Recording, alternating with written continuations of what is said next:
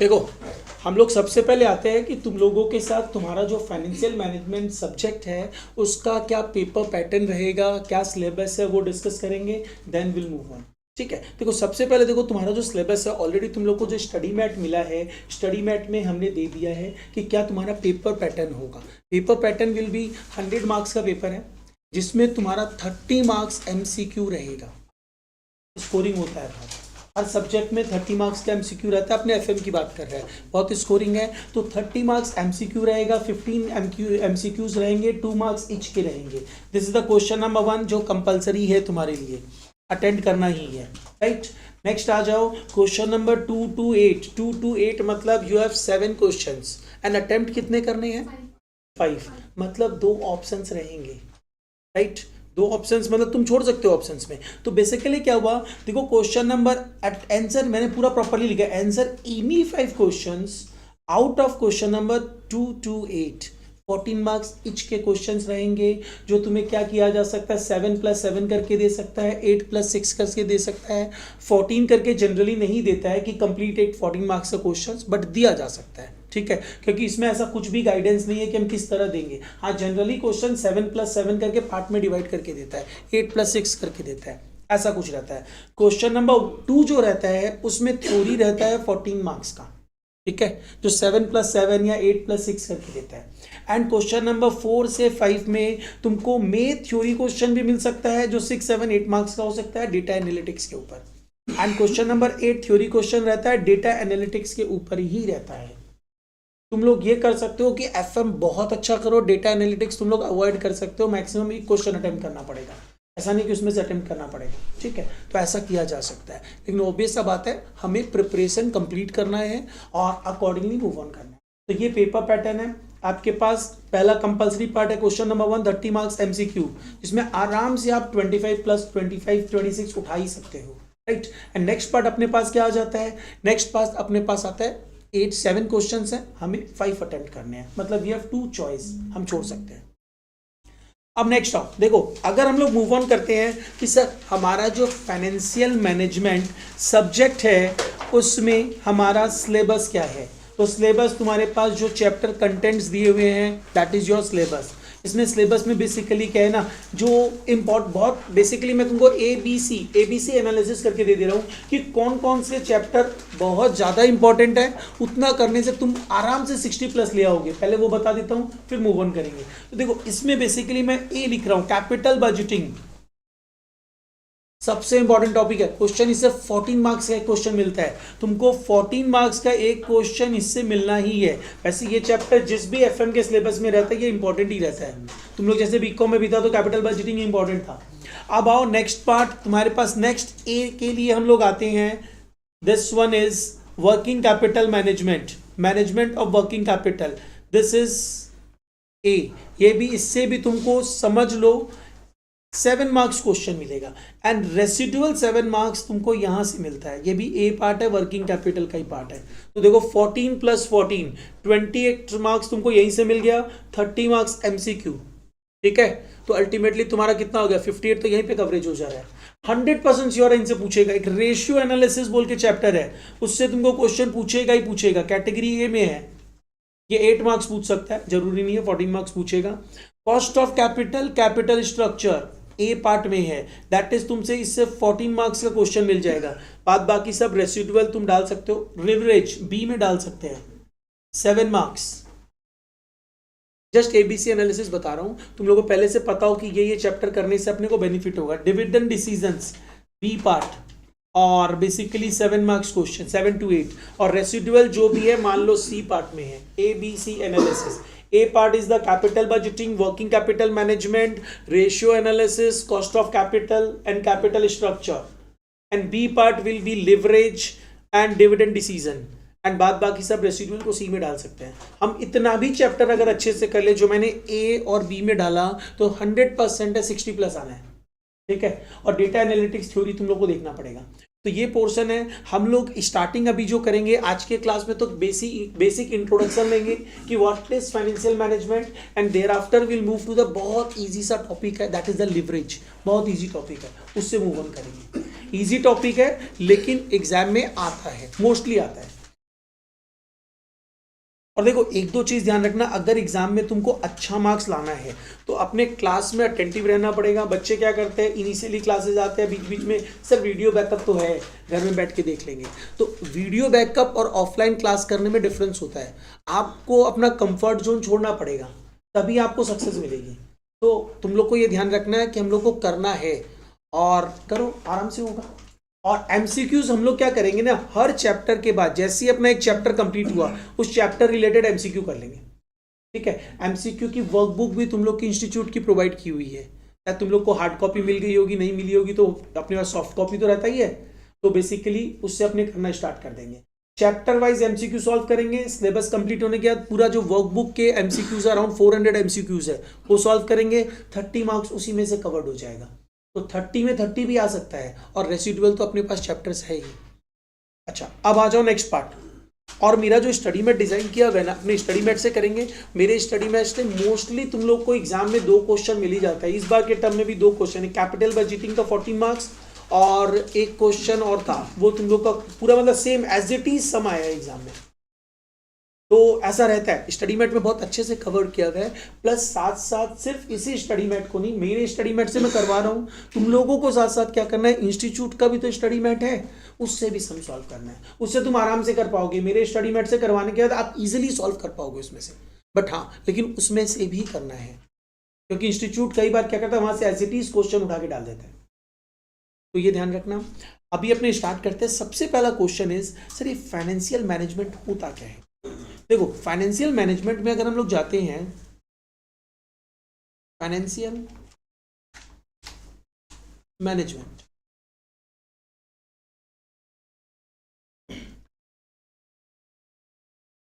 तो देखो financial management word जो है उसमें अगर हम लोग मूव करें तो 2 वर्ड से रिलेटेड है ये। One is financial, another part is the management. Financial is related to finance, जैसे अभी इस बच्चे ने बोला था कि फाइनेंस का मैनेजमेंट। ठीक है, तो फाइनेंस का मैनेजमेंट करना is the financial management. Management का मतलब क्या होता है, फ्रॉम 0 लेवल से 100% लेवल तक आपको चीजों को अल्टीमेटली एडजस्ट करना है, राइट। एंड एडजस्ट क्यों करना है, with the minimum effort maximum benefit derive करना है। That is the work area of the management. Minimum input होना चाहिए, आउटपुट मैक्सिमम होना चाहिए। That is the area of the management. जैसे तुम लोग अगर अकाउंट्स में जाओ तो there are basically various branches of accounting, right. तो क्या क्या ब्रांचेस ऑफ अकाउंटिंग का कौन बताएगा, हैंड रेज करो। और ना अपना जो सेशन रहेगा इंटरेक्टिव सेशन रखना, सिर्फ सुनना नहीं है, ठीक है, तुम लोग को इंटरेक्ट भी करना है। कुछ डाउट्स हो पूछो। तो मेरे को ये बताओ ना, अकाउंट्स तो सबको बचपन से तो पढ़ा हुआ है ना, बचपन वाला बात, अब बचपन मतलब क्लास 11 से, तो अकाउंट्स का बचपन तो वहीं से स्टार्ट हुआ था। तो बेसिकली मैं ये पूछना चाह रहा हूँ कि ब्रांचेस ऑफ अकाउंटिंग क्या क्या है, कौन बताएगा। एक बच्चा, और कोई, और किसी को नहीं पता, ये आर्ट्स वाली बच्ची वो नहीं पता तुम्हें, तुम नहीं बताएगा, पीछे वाला बच्चा, चलो इसी को बताने तो बताओ ब्रांचेस ऑफ अकाउंटिंग। बस 3 ही अकाउंटिंग है, और भी है। अच्छा, 11 में पढ़ा था। एक सोशल रिस्पॉन्सिबिलिटी अकाउंटिंग होती है, एक ह्यूमन रिसोर्स अकाउंटिंग होती है, आचार अकाउंटिंग। तो बेसिकली क्या हुआ, मैनेजमेंट अकाउंटिंग जो है वो पार्ट अपने डिस्कस करने जा रहे हैं। मैनेजमेंट अकाउंटिंग तुम्हारे सिलेबस में क्या, तुम्हारा सिलेबस क्या, कोर्स जो है इंटरमीडिएट, उसमें एक अलग से सब्जेक्ट दे दिया है। बट मैनेजमेंट अकाउंटिंग का एक छोटा डिवीजन फाइनेंशियल मैनेजमेंट है, ठीक है, वो अलग कर दिया गया है। उसमें तुम लोग बेसिकली तुम्हारा जो मैनेजमेंट अकाउंटिंग है उसमें कॉस्टिंग एरिया ही पढ़ोगे तुम लोग, क्योंकि तुम लोग सीएमए कर रहे हो। तो सीएमए मतलब कॉस्ट अकाउंटेंट बनोगे, तो कॉस्टिंग पे ज़्यादा स्ट्रेस दिया जाता है। कॉस्ट कैसे कम किया जाए, मिनिमम इनपुट के साथ मैक्सिमम आउटपुट कैसे डिराइव किया जाए, यही सब मेन एरिया रहेगा कॉस्ट अकाउंटिंग का, कॉस्ट अकाउंटेंट का। अब आओ फाइनेंशियल मैनेजमेंट का मतलब क्या हुआ, मैनेज करना किसको, मनी को। सिर्फ मनी नहीं, मनी एंड मनी रिलेटेड चीजों को मैनेज करना। सिर्फ मनी नहीं बोल सकते आपने, सिर्फ मनी मतलब तो पैसा हो जाएगा। Money and money related things को कैसे आप मैनेज करोगे उसको अपने को यहां समझना है। तो बेसिकली फाइनेंशियल मैनेजमेंट बोलता है how to manage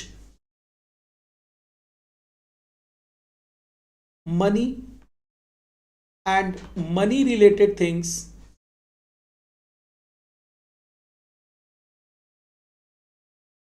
by giving minimum input to get maximum output. यहां पे इनपुट का मतलब होगा कॉस्ट वगैरह, एंड आउटपुट का मतलब होगा प्रॉफिट, अर्निंग. तो that is the basically financial management.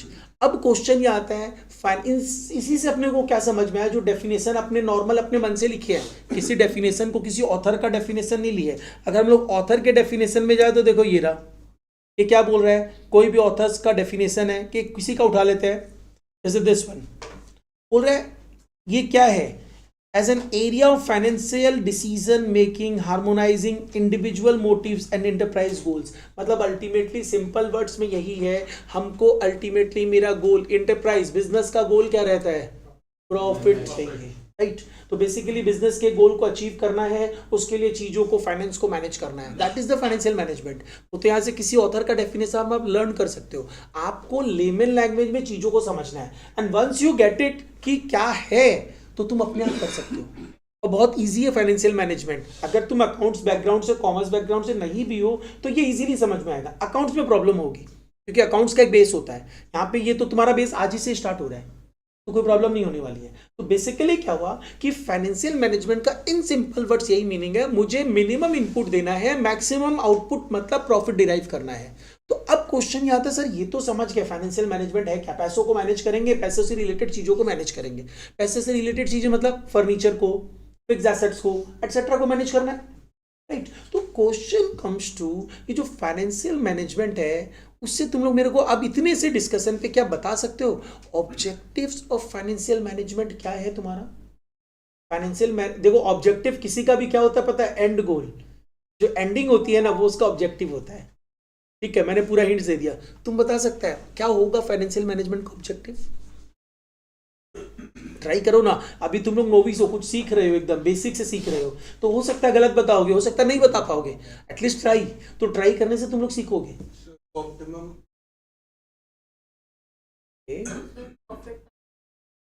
Profit को ज्यादा से ज्यादा करना, ग्रोथ, ठीक है. और that is not the objective, less expenditure.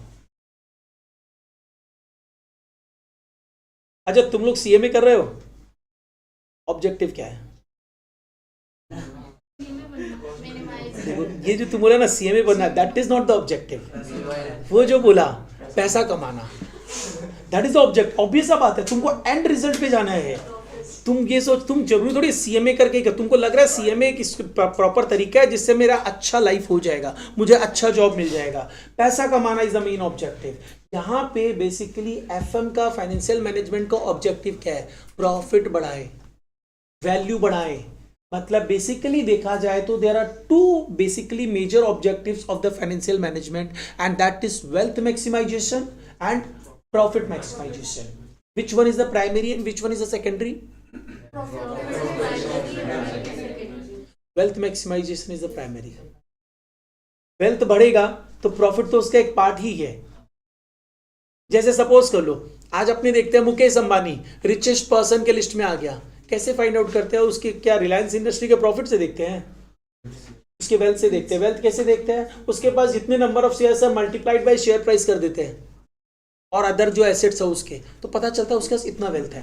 तो wealth maximisation is the primary objective, profit maximisation is the secondary objective of the financial management. क्योंकि आप वेल्थ मैक्सिमाइजेशन के लिए बात करोगे ना तो अल्टीमेटली प्रॉफिट तो अपने आप मैक्सिमाइज होगा.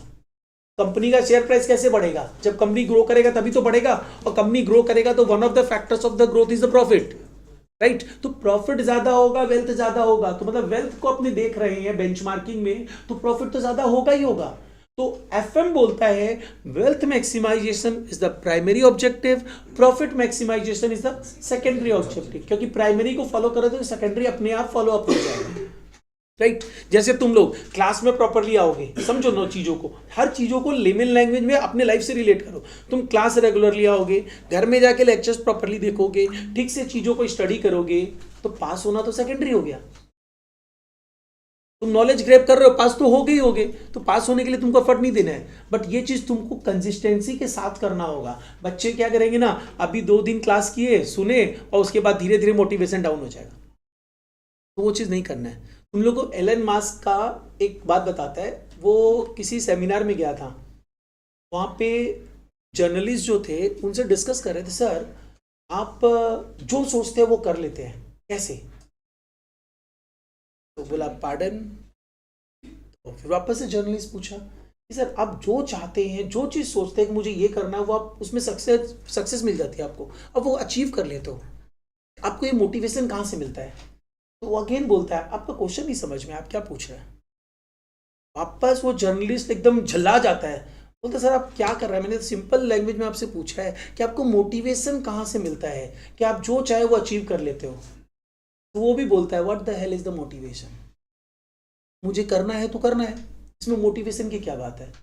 मुझे करना है तो करना है, मोटिवेशन क्यों चाहिए? मुझे करना है। तो वही चीज तुम लोग को लेके आना है, मुझे सीएमए करना है तो करना है, what the hell is the motivation. हम लोग सेकेंडरी फैक्टर ढूंढते हैं, कोई आके मेरे को मोटिवेट करेगा, डीके सर मोटिवेट करेंगे, राजेश सर मोटिवेट करेंगे तो हम लोग पढ़ेंगे। नहीं, तुम सीएमए कोर्स ज्वाइन किए हो, किस लिए ज्वाइन किए हो? सीएमए बनना है ना, तो बस सीएमए बनना है, उसके लिए खुद के हिसाब से मेहनत करो, बस मेहनत करो, 100% सक्सेस मिलेगा।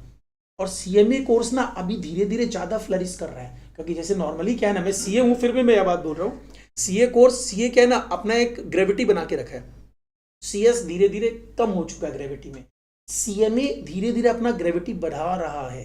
तो बढ़ा रहा है मतलब क्या भाई, ये ग्रोथ स्टेज में है, तुम लोग का वैल्यू ज़्यादा रहेगा। और ऑलरेडी सीएपी की स्टेज में जा चुका है, बट वो अपनी गुडविल को मेंटेन कर रहा है, लेकिन ये भी जाने की कोशिश कर रहा है और चला जाएगा, ग्रोथ स्टेज में है। तो तुम लोग को ज़्यादा जनरली क्या होगा ना, ऐसी स्टेज में, ग्रोथ स्टेज में जब इंस्टीट्यूट रहता है ना, तो जनरली स्टूडेंट्स को ज़्यादा पास आउट भी करता है। और ट्राई करना, जो लोग अगर ऑलरेडी एक ग्रुप दे चुका है तो कुछ ऑप्शन नहीं है, पास हो जाएगा, अच्छी बात है, पास ही हो जाए, इसीलिए मैं बोल रहा हूँ एक ग्रुप दे चुका है तो अलग बात है। जो बोथ ग्रुप देने की कोशिश कर रहा है, बोथ ग्रुप ही देना। बोथ ग्रुप देने से क्या होता है ना, सेट ऑफ बेनिफिट मिलता है। जैसे सपोज कर लो, आपको एक ग्रुप पास होने के लिए कितने मार्क्स चाहिए? Individual 40, overall 200। लेकिन अगर सपोज कर ले तुम एक ग्रुप दिया, इंडिविजुअली तेरा 180 आया, सब में 40+ है, तो पास नहीं है। लेकिन अगर बोथ ग्रुप दिया, दूसरे ग्रुप में तुम्हारा 230 आया और इधर 180 है, तो बोथ मिला के बोथ ग्रुप में 400 चाहिए, पास हो आप। तो बोथ ग्रुप का बेनिफिट होता है, लेकिन बोथ ग्रुप पे स्ट्रेस भी ज़्यादा होता है। एक तो एग्जाम टाइम में स्ट्रेस रहेगा, डेली एग्जाम है, और उसके साथ साथ तुमको पहले से प्रॉपरली प्लान करके पढ़ना पड़ेगा। तो प्लान करके पढ़ो, एक प्लान बना लो कि मेरा ये टॉपिक है, मेरे को इस तरह कंप्लीट करना है, ये सब्जेक्ट है, यहाँ से ऐसे ऐसे सर लोग कंप्लीट करा रहे हैं, हम लोग को इस तरह कंप्लीट करना है। और उस प्लान से एकदम डिविएट मत होना, 100% पास होगा, अच्छे मार्क्स से पास होगा। और हम लोग जो करा रहे हैं वो तो करो ही, स्टडी मैट को फॉलो करना बहुत जरूरी है। स्टडी मैट फॉलो करो। अगर तुमको लगता है कि मैंने बोल दिया लिवरेज चैप्टर कंप्लीट, तुम अभी स्टडी मैट जाके देख रहे हैं, उसमें तुमको दिखा नहीं सर ये तो बता ही नहीं है, माइट बी पॉसिबल हम उस चीज को कहीं और बताने वाला हो। लेकिन तुम्हारा रिस्पॉन्सिबिलिटी बनता है, तुम आके मेरे से पूछो कि सर लिवरेज में इंस्टीट्यूट के मैट में ये चीज दी हुई थी, आप नहीं बताए, ठीक है, तो हम तुमको बताएगा देख हम इस चैप्टर में समझाने वाला है, या फिर हम बोलेगा ओके ठीक है चलो डिस्कस करते हैं। तो ये तुमको हर सब्जेक्ट में करना है। मैंने एक एग्जांपल अपने सब्जेक्ट से रिलेट करके किया, हर सब्जेक्ट में करना है। और ध्यान रखना, हर सब्जेक्ट में एबीसी एनालिसिस करके चलना। एबीसी एनालिसिस का मत तुम लोग पढ़ोगे भी, कॉस्टिंग में एबीसी एनालिसिस है। तो एबीसी एनालिसिस में बेनिफिट क्या होगा ना, तुमको ए कैटेगरी को बहुत अटमोस्ट इंपॉर्टेंस देना है, बी कैटेगरी को उससे थोड़ा सा कम इंपॉर्टेंस दे सकते हो, सी को और कम दे सकते हो। और कम मतलब वो जनरली आता नहीं है, लेकिन आप उसको इग्नोर नहीं कर सकते हो, ये ध्यान रखना। इग्नोर किसी को, प्रोफेशनल एग्जाम्स में आप किसी भी पर्टिकुलर टॉपिक को इग्नोर नहीं कर सकते हो, कब कहाँ से क्या उठा के दे दे कोई भरोसा नहीं है, करके जाओ। ठीक, अगर सी कैटेगरी से भी आ गया तो हम प्रिपेयर्ड है, हम एग्जाम में पास हो जाएंगे। हम 80 70 नहीं लाएंगे, 60 नहीं लाएंगे, हम 50 लाके पास होंगे, ठीक है। तो प्रिपरेशन वैसा होना चाहिए। बच्चे क्या करते हैं, सी कैटेगरी को पूरा छोड़ दिए और सी कैटेगरी से क्वेश्चन भर दिया, तब क्या होगा? तो वैसा नहीं करना है, किसी सब्जेक्ट में नहीं करना है। हर सब्जेक्ट में एबीसी एनालिसिस जो आपके टीचर है वो करवाएंगे ही, आप अपने आप भी कर सकते हो, उसको करो, फॉलो करो, ठीक है। चलो अब हम लोग आते हैं, देखो ये सारी चीजें जो अपने ये बात जो डिस्कस कर रहे हैं, क्या मैनेजमेंट ही तो है, how to manage a subject. तो वही चीज फाइनेंशियल मैनेजमेंट बताएगा, how to manage finance, money and money related things. तो अब क्वेश्चन ये आता है फाइनेंशियल मैनेजमेंट का ऑब्जेक्टिव। देखो basically objectives of the financial management, ये तुम्हारे इंस्टीट्यूट के स्टडी मेट से लिया हुआ पीडीएफ है, तुम्हारी स्टडी मेट में भी है। तो basically wealth maximisation is the primary objective and profit maximisation is the secondary objective. तो बेसिकली ये चीज ध्यान रखना, थोड़ा डिटेल है, ये अपने बाद में समझेंगे, अभी खाली इतना ही समझना है। वेल्थ मतलब ग्रोथ बढ़ाना, ग्रोथ वैल्यू को बढ़ाना, और प्रॉफिट मतलब सिर्फ प्रॉफिट की बात होती है। तो ये बेसिकली अपना ऑब्जेक्टिव्स है। अब ऑब्जेक्टिव्स के बाद हम लोग आएंगे how to achieve these objectives. इन सब ऑब्जेक्टिव्स को आप अचीव कैसे करोगे? टू अचीव द ऑब्जेक्टिव्स आपको एफएम के फंक्शंस को फॉलो करना पड़ेगा, ठीक है। तो फंक्शंस को फॉलो करने के लिए आपको क्या करना है? देखो आपका यहाँ फाइनेंशियल मैनेजमेंट क्या बोलता है, आप फंड को मैनेज कैसे करोगे? तो मैनेज करने के लिए होना क्या चाहिए? बिजनेस होना चाहिए, राइट। तो बिजनेस होना चाहिए, तो सबसे पहले बिजनेस के लिए क्या चाहिए?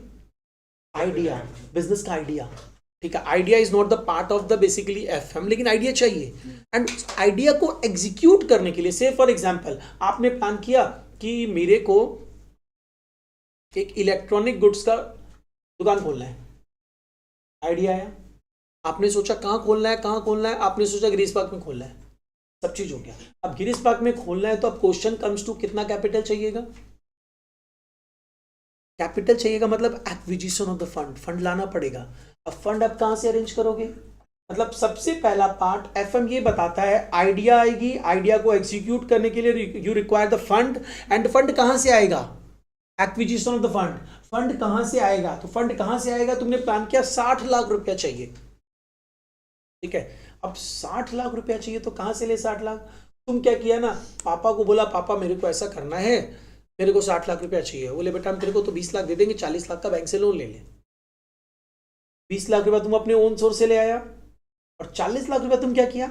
लोन ले रहा है। तो लोन लेने के लिए तुम बैंक के पास गया, तो स्टेट बैंक ऑफ इंडिया के पास गया, वो बोला सर लोन तो दे देंगे, 15% इंटरेस्ट रेट लगेगा, ठीक है।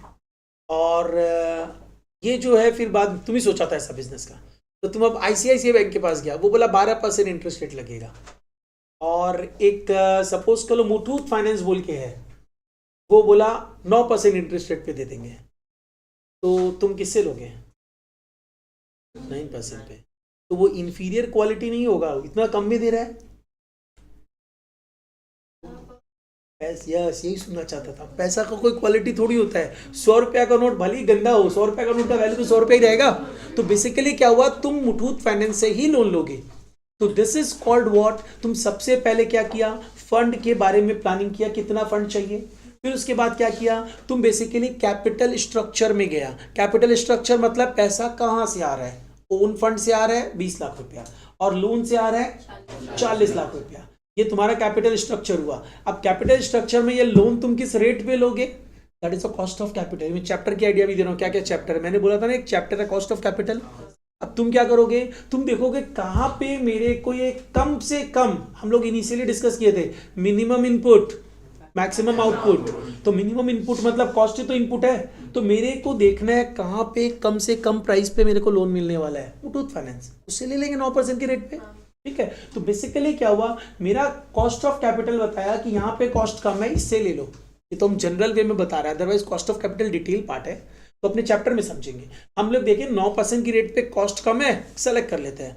सेलेक्ट कर लिए, हमारा कैपिटल स्ट्रक्चर बन गया, ओन कैपिटल 20 लाख, 40 लाख रुपया, loan from Muthoot finance at the rate 9%, 60 lakh रुपया का कैपिटल इंप्लॉयड आ गया। This is called capital employed.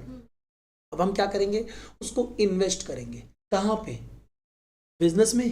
तो बिजनेस में इन्वेस्ट करेंगे, तो बिजनेस मतलब क्या हुआ, हम बहुत सारे फिक्स एसेट्स, मतलब ऑब्वियस सा बात है, मैंने जगह लेनी है, जगह को लेने के उसके बाद वहाँ पे फर्नीचर एटसेट्रा सब करना है, तो मेरा फिक्स एसेट्स बहुत सारा लगेगा, मेरे को स्टॉक में इन्वेस्ट करना पड़ेगा। मतलब बेसिकली क्या हुआ, फिक्स एसेट्स में जो इन्वेस्टमेंट होगा उसको अपने क्या बोलेंगे, फिक्स्ड कैपिटल। और जो स्टॉक में इन्वेस्ट करेंगे उसको क्या बोलेंगे, कुछ पैसा कैश में रखेंगे, वर्किंग कैपिटल, ठीक है। तो बेसिकली क्या हुआ, मेरे को देखना पड़ेगा कि फिक्स्ड कैपिटल में इन्वेस्टमेंट जो पार्ट है ना, वो तुमको जो चैप्टर डिस्कस करेगा, the chapter is the capital budgeting. Fixed capital में किसी प्रोजेक्ट में तुम्हें इन्वेस्ट करना है कि नहीं करना है, वो तुम्हें कैपिटल बजटिंग टेक्निक्स बताने वाली। तो देखो चैप्टर रिलेट कर रहा है सब चीज। अभी हम लोग क्या किया, एक्विजिशन ऑफ फंड, पहला पार्ट हुआ एक्विजिशन ऑफ फंड, किससे रिलेट करेगा, cost of capital and capital structure से, कि फंड एक्वायर किए, अब उस फंड को कहाँ से एक्वायर करना है, कैसे एक्वायर करना है। उसके बाद यूटिलाइजेशन ऑफ द फंड, मतलब basically you can say financial management is the acquisition, utilisation and distribution of the fund in the proper and efficient manner. तो आपने एक्विजिशन किया, यूटिलाइजेशन मतलब इन्वेस्ट करो, इन्वेस्ट कहाँ पे करोगे, फिक्स एसेट्स में, that is a capital budgeting, working capital में, that is a working capital management, stock में, डेटर्स में, कैश में, एटसेट्रा में, ठीक है। एंड देन उसके बाद क्या होगा, आप वर्क करोगे, वर्किंग चलेगी, और वर्किंग चलेगी तो आप परफॉर्मेंस चेक करोगे। उसके लिए क्या होगा, बहुत सारी चीज़ें आ जाती है। परफॉर्मेंस चेक करने के लिए रेशियो एनालिसिस आ जाती है, कैश फ्लो स्टेटमेंट आ जाता है, लिवरेज आ जाता है। आप सारा परफॉर्मेंस चेक करोगे, और परफॉर्मेंस चेक करने के बाद आप जब अर्निंग होगी, उस अर्निंग को क्या करोगे, खुद रख लोगे। अरे भाई, इन्वेस्टर को तुम खुद रखोगे, लेकिन इन्वेस्टर्स को ही तो देना पड़ेगा ना। तुम पापा से जो 20 लाख लिए थे, पापा को भी रिटर्न दोगे, जो लोन लिए थे उसको 9% इंटरेस्ट दोगे, फिर उसके बाद जो बच गया तुम्हारा है, तो ये तो करना पड़ेगा ना तुमको, दैट इज अ डिस्ट्रीब्यूशन। हाँ, वो तो चलता ही रहेगा, लेकिन बेसिकली क्या होगा ना कि आप डिस्ट्रीब्यूशन करोगे, तो डिस्ट्रीब्यूशन मतलब तुम लोग जो अकाउंटिंग करोगे वो कंपनी बेस पे करोगे। यहाँ पे हम इंडिविजुअल बेस पे बात कर लिया, तो अपने जब कंपनी डिस्ट्रीब्यूट करता है प्रॉफिट को ना, तो उसको क्या बोला जाता है, नाम डिविडेंड। डिविडेंड मतलब होता है डिस्ट्रीब्यूशन ऑफ द प्रॉफिट, ठीक है। प्रॉफिट को डिवाइड करते हैं अमंग द, बहुत सारे लोग रहते हैं ना, एक दो आदमी तो नहीं रहते हैं, सिंगल पर्सन मतलब सोल प्रोप्राइटरशिप, एक से ज्यादा मतलब मिनिमम 2 या 2 से ज्यादा, पार्टनरशिप बहुत ज्यादा, कंपनी फॉर्म हो जाता है। तो बेसिकली कंपनी के केस की चीजें समझनी है तुम्हें। एंड इन सच सर्कमस्टांसेस जो प्रॉफिट डिस्ट्रीब्यूट होता है उसको एक नाम दिया जाता है डिविडेंड, ठीक है। और जैसे हम लोग जिससे लोन लेते हैं उस पे जो उसको कुछ अमाउंट देते हैं उसको बोला जाता है इंटरेस्ट। हम लोग किसी की जगह यूज करते हैं, उसको जो पे करते हैं उसको क्या बोलते हैं, रेंट। किसी का भी कुछ पार्ट यूज करोगे, आपको अमाउंट कुछ ना कुछ देना है, अलग अलग नाम हो जाएगा। अब आ जाओ नेक्स्ट पार्ट इज, इसमें देखो मैंने क्या दिखाया, हमने ये बोला कि पहला पार्ट होता है फाइनेंसिंग डिसीजन। फाइनेंसिंग डिसीजन मतलब acquisition of the fund, study mate में दिया गया acquisition of the fund is the financing decision. उससे रिलेटेड देखो यहाँ पे मैंने लगाया है एरो दे के, मतलब तुम्हारे स्टडी मेट में लगा हुआ था, cost of capital, capital structure, leverage में यही डाल दिया, ठीक है। रिस्क, लिवरेज मतलब रिस्क एनालिसिस होता है। अच्छा, उसके बाद सेकंड पार्ट होता है इन्वेस्टमेंट। इन्वेस्टमेंट मतलब क्या हो गया, कैपिटल बजटिंग, वर्किंग कैपिटल। फिर डिविडेंड डिसीजन मतलब डिस्ट्रीब्यूशन। डिस्ट्रीब्यूशन मतलब प्रॉफिट शेयर होल्डर्स में जो इन्वेस्टर्स हैं उनमें बांट देंगे। तो third part is this one, dividend policy. And जैसे इस बच्ची ने बोला था कि सर कुछ मतलब बेसिकली क्या करेंगे, प्लॉइंग बैक भी तो करेंगे, री इन्वेस्ट। री इन्वेस्ट का टर्म होता है ploughing back of the profit. Profit को री इन्वेस्ट करेंगे, तो कुछ प्रॉफिट रख लेंगे जो री इन्वेस्ट हो जाएगा, और कुछ प्रॉफिट शेयर होल्डर्स को, इन्वेस्टर्स को रिटर्न कर देंगे, राइट। तो बेसिकली यही है financial management. Entire financial management is this only. And यही तुम्हारा पूरा सिलेबस भी कवर करता है, सारे टॉपिक्स जो है ना यही सब टॉपिक्स है। तो पूरा सिलेबस यही है, पूरे इंटर में यही है। जब फाइनल में जाओगे इसका नाम चेंज कर देगा स्ट्रेटेजिक फाइनेंशियल मैनेजमेंट। उसमें क्या करेगा, कैपिटल बजटिंग को बढ़ा देगा, पोर्टफोलियो मैनेजमेंट डाल देगा, शेयर्स एटसेट्रा, स्टॉक मार्केट में इन्वेस्टमेंट करते हैं तो पोर्टफोलियो कैसे मैनेज करते हैं उन सबको डाल देगा, इसी को एडवांस कर देगा, लेकिन रहेगा यही सब, ठीक है। तो अब अपने आते हैं नेक्स्ट पार्ट में। यहां तक किसी को दिक्कत नहीं है कि what is financial management. Financial management is basically acquisition of fund, it's utilisation and it's distribution in proper and efficient manner, right. That is the basically definition of the financial management. What are it's objective, wealth maximisation is the primary, profit maximisation is the secondary. Primary अगर अपने follow करते हैं, secondary by default follow हो जाता है। वो secondary जो होता है ना बेसिकली क्या हो जाता है, तुम लोग सुना है प्रोडक्ट और बाई प्रोडक्ट। बाई प्रोडक्ट क्या होता है, बाई प्रोडक्ट हम लोग बनाते नहीं है। जैसे क्रूड ऑयल को रिफाइन करते हैं, तो क्रूड ऑयल को रिफाइन करते समय मेरे दिमाग में मेन क्या रहता है, पेट्रोल निकले, पेट्रोलियम प्रोडक्ट्स, राइट। लेकिन क्या होता है, उसको प्रोसेस जब किया जाता है ना क्रूड ऑयल को, तो बाय डिफॉल्ट केरोसिन भी आ जाता है, बाय डिफॉल्ट वैक्स भी आ जाता है, बाय डिफॉल्ट डीजल भी आ जाता है। तो ये सब क्या है, बाई प्रोडक्ट्स है। तो बाई प्रोडक्ट्स प्रोड्यूस नहीं करना पड़ता है, वो अपने आप प्रोड्यूस हो जाता है। तो वही चीज है, secondary objective is the by product. Primary objective is the main product. अगर तुम मेन प्रोडक्ट पे, मेन ऑब्जेक्टिव पे ज्यादा फोकस करोगे तो सेकेंडरी तो बाय डिफॉल्ट बाई प्रोडक्ट बन जाएगा। ठीक है, तो यही चीज तुम लोग को हम दूसरे लेमन लैंग्वेज में भी बताना चाह रहा है। तुम लोग नॉलेज पे फोकस करना, सीए में तुम लोग बाय डिफॉल्ट पास हो जाएगा सब सब्जेक्ट में। अब आओ नेक्स्ट पार्ट, और तुम लोग ध्यान रखना, तुम लोगों की रिस्पॉन्सिबिलिटी है पास होना। तुम लोग हम लोगों के पास आए हो गाइडेंस के लिए, तो अगर कहीं भी कुछ प्रॉब्लम लगता है तो डिस्कस करो, बोलो, राइट। तुमको लगता है मेरे को नहीं समझ में आया तो भाई पूछो, क्यों नहीं पूछोगे? तुम मेरे पास पढ़ने आए हो तो तुम पूछोगे। तो ये सब चीज, हेजिटेशन बहुत सारे बच्चों में रहता, हटा देना, नहीं समझ में आ रहा पूछेंगे। ठीक है, चलो अब नेक्स्ट आते हैं। हम लोग यहां तक समझे कि एफएम क्या होता है, ऑब्जेक्टिव्स ऑफ द एफएम क्या है, फंक्शंस ऑफ द एफएम क्या है। फंक्शंस ऑफ द एफएम मतलब तुम्हारा पूरा सिलेबस। ठीक है, ये तो समझ में आ गया।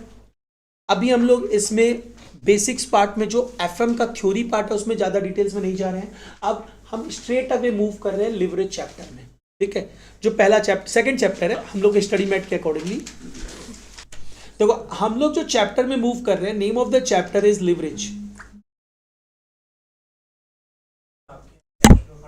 अच्छा देखो, सबसे पहले आओ, ये जो लिवरेज वर्ड है ना, लिवरेज वर्ड का मीनिंग समझते हैं। जो एफएम किए हुए बच्चे हैं उन लोगों से डिस्कस करते हैं। तुमसे पूछ रहे थे, चल इससे पूछ रहे, तुम बता।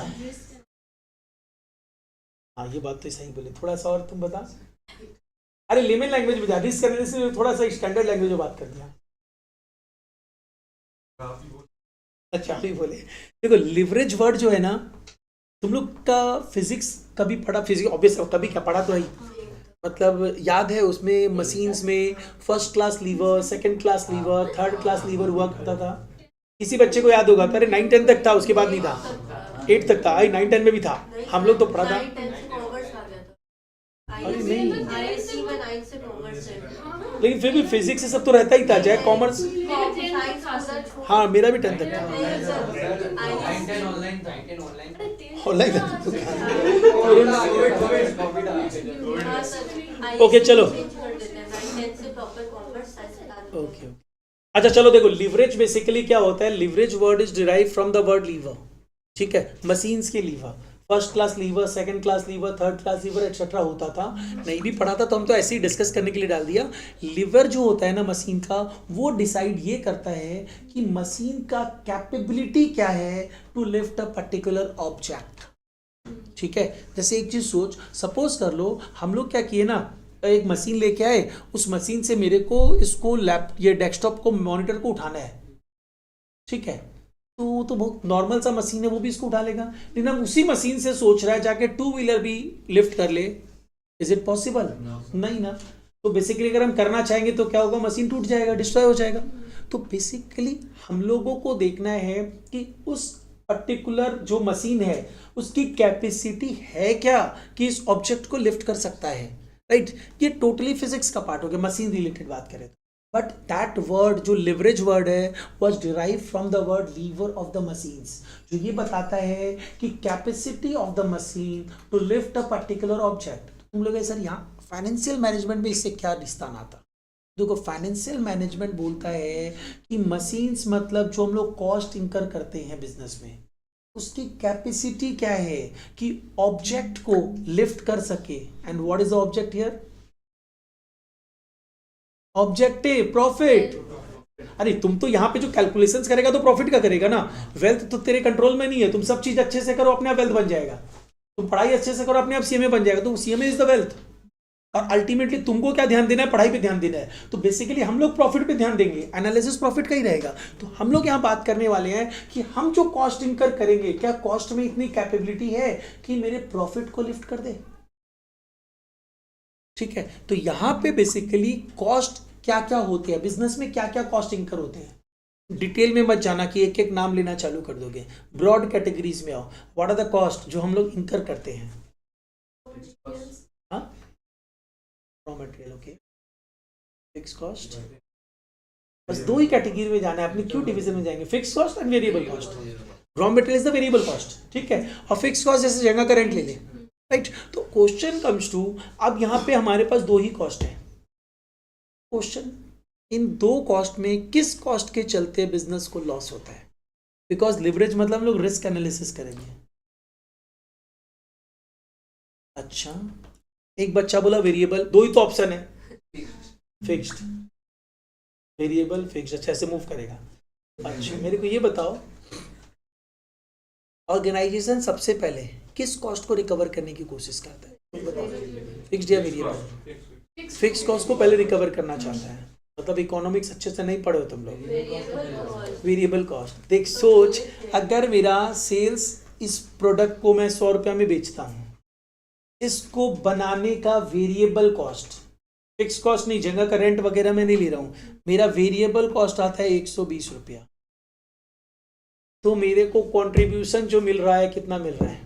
Sales minus variable cost is the contribution, कितना मिल रहा है? 20 रुपया, नेगेटिव 20 रुपया मिल रहा है। हम कभी प्रॉफिट में नहीं आ सकते क्योंकि मेरा कंट्रीब्यूशन ही नेगेटिव है।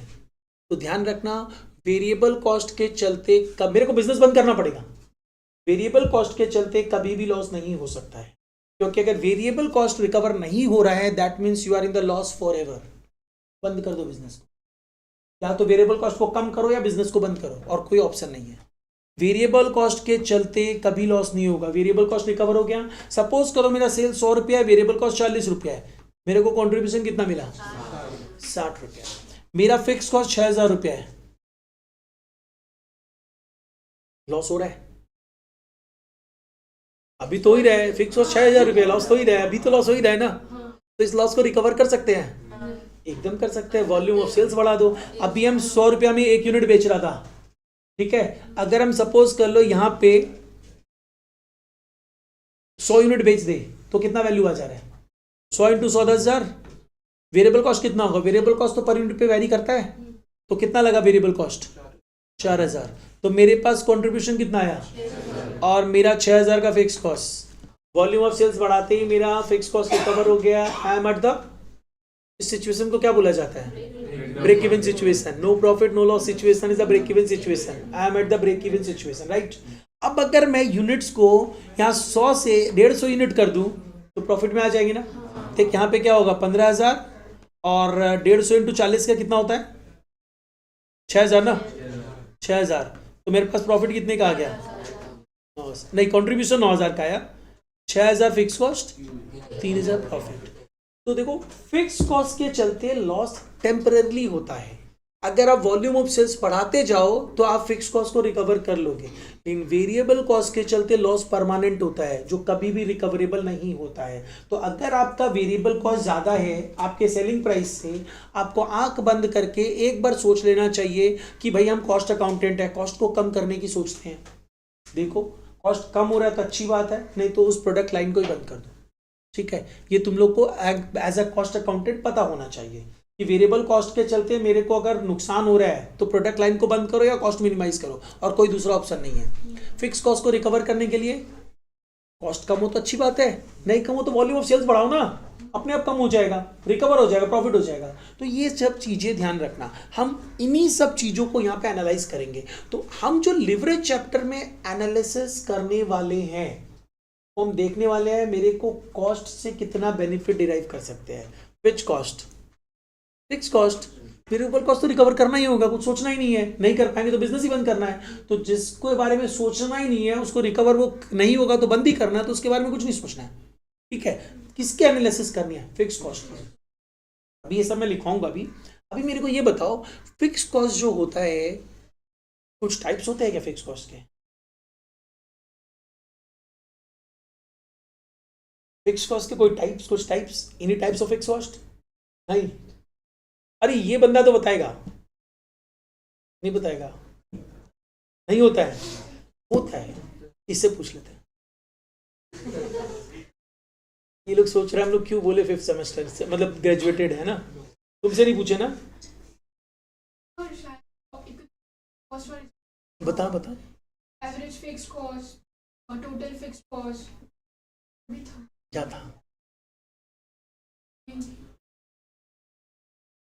मार्जिनल वर्ड आते ही वेरिएबल हो जाता है, मार्जिनल फिक्स कॉस्ट नहीं होता कभी भी। मार्जिनल कॉस्ट मतलब वेरिएबल कॉस्ट होता है। आप बताइए कुछ आइडिया फिक्स कॉस्ट के टाइप्स? कुछ लिमिट हो जाता है, एक टाइम पर वेरिएबल हो जाता है। नहीं, वो तो डिपेंड करता है, सेमी वेरिएबल होगा तो होगा, अदरवाइज नहीं होगा। फिक्स कॉस्ट दो तरीके के होते हैं, one is operating fixed cost and another one is financial fixed cost. ये इकोनॉमिक्स नहीं पढ़ाता है यहाँ पे. ऑपरेटिंग फिक्स कॉस्ट मतलब क्या हुआ ना, देख मेरे को जगह का रेंट देना है, स्टाफ को सैलरी देना है, रेंट देना है, नहीं रेंट तो बोल दिया, डेप्रिसिएशन है, ये सब क्या है, फिक्स्ड है. ऑपरेटिंग फिक्स कॉस्ट है. बिजनेस ऑपरेट करेंगे तो हर किसी का लगेगा, चाहे हम करें चाहे कोई भी करे, चाहे कोई लोन लेके करे तो भी लगेगा, बिना लोन लेके तो भी लगेगा. That is why these are the operating fix cost. और एफएम डेप्रिसिएशन को फिक्स कॉस्ट में काउंट करता है. तो ये चीज ध्यान रखना. बाय डिफॉल्ट जैसे अकाउंट्स में अगर आपको मेथड्स ऑफ चार्जिंग डेप्रिसिएशन नहीं गिवन हो तो तुम लोग बाय डिफॉल्ट कौन से मेथड में चला जाता है, भाई WDV. अकाउंट्स में सबका एक अजम्पशंस होता है. एफएम का अजम्पशंस है कि अगर कुछ नहीं दिया रहे तो आप डेप्रिसिएशन जो लोगे किस मेथड पे लोगे, original cost. FM financial management original cost method भी लेता है. कुछ कुछ चीजें अपनी अपनी स्पेसिफिक होती है. तो फाइनेंशियल मैनेजमेंट बोलता है अगर कुछ मेंशन ना हो तो आप जब डेप्रिसिएशन कैलकुलेट करोगे वो स्ट्रेट लाइन मेथड पे होगा. और स्ट्रेट लाइन मेथड में डेप्रिसिएशन क्या हो जाता है, कांस्टेंट हो जाता है, फिक्स्ड हो जाता है, राइट. तो basically depreciation is a fixed cost. ठीक है, ये सब चीजें बेसिक चीजें है जो आज मैं बता रहा हूँ. ठीक है, तो ये सब याद रखना, नहीं तो अपने बार बार डिस्कस करते रहेंगे. बाय डिफॉल्ट तुम्हारे ब्लड में आ जाना चाहिए कैसा होता है. अभी अपने आते हैं. देख बेसिकली हम लोग क्या डिस्कस कर रहे थे, ये सब फिक्स कॉस्ट है. ये फिक्स कॉस्ट सपोज कर लिए बिजनेस चालू किया, मैंने बिजनेस चालू किया, मैंने लोन लेके बिजनेस किया, इसने अपना खुद का कैपिटल लगाया, तो भी लगेंगे ये fix cost. That is by operating fix cost. और मैंने लोन लिया तो मेरे को एक और कॉस्ट देना पड़ रहा है, interest. That is financial fix cost, right. तो बेसिकली क्या हुआ कि दोनों के पास अल्टीमेटली कॉस्ट है. मेरे पास एक कॉस्ट एक्स्ट्रा है, that is a financial fix cost. तो fix cost, financial fix cost क्यों बोला जा रहा है उसको, क्योंकि फिक्स इंटरेस्ट दोगे ना, तुम्हारा प्रॉफिट ज्यादा होगा तो ज्यादा दोगे, प्रॉफिट कम होगा तो कम दोगे, नहीं ना. उससे जो एग्रीमेंट होगा भाई 10% इंटरेस्ट देंगे, 10 लाख का लोन है तो 10 लाख का 10% 1 लाख ही देंगे. चाहे प्रॉफिट मेरा बम्पर प्रॉफिट हो तो भी 1 लाख ही देंगे, लॉस हो तो भी देना पड़ेगा, राइट. तो इसका मतलब फिक्स्ड है. क्लियर है, कोई दिक्कत नहीं है इसमें. ठीक है, अब हम लोग इसके बारे में थोड़ा बहुत लिखते हैं, लिवरेज के बारे में.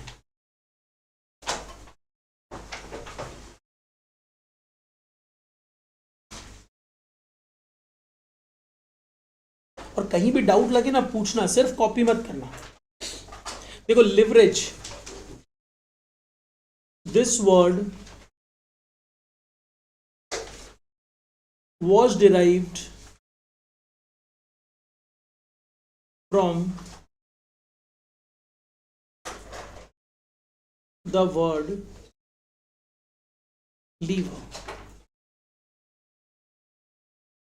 of machines.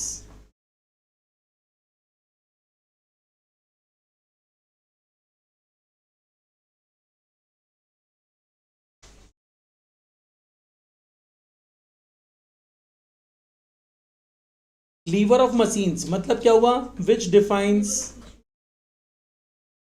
मेरा राइटिंग थोड़ा सा समझ लेना, समझ में आ रहा है ना वैसे.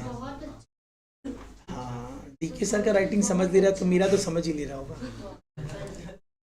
Which defines capacity of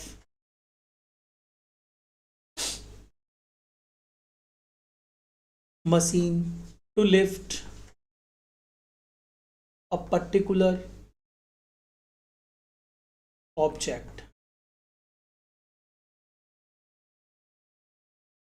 Which defines capacity of machine to lift a particular object. इसी पर्टिकुलर डेफिनेशन को हम लोग लिवरेज के डेफिनेशन में कन्वर्ट करेंगे. तो इससे क्या हो, तुमको एक बैकग्राउंड मिला लिवरेज का, अदरवाइज अपने डायरेक्टली ले सकते हैं लिवरेज ही होता है. तो बेसिकली क्या हुआ, लिवरेज का मतलब हुआ according to this we may define leverage as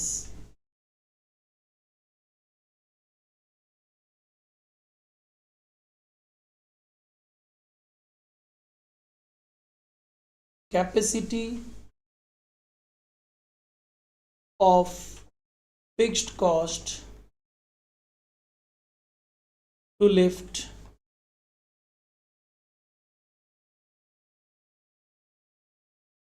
earning of organization.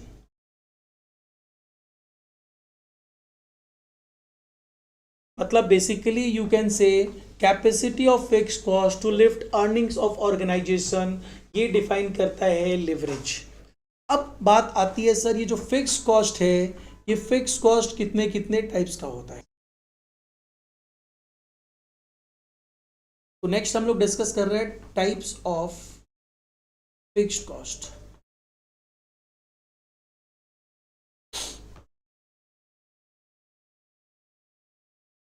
तो देखो, पता है क्यों मैंने बोला leverage is the risk analysis. हम लोग फिक्स कॉस्ट के चलते तो रिस्क में रहेंगे ना, वेरिएबल कॉस्ट के चलते तो नहीं रहेंगे. और रिस्क किस चीज का, अगर मेरे को पता ही है कि देखो कि मेरे को प्रॉफिट ही होगा, तो रिस्क है क्या.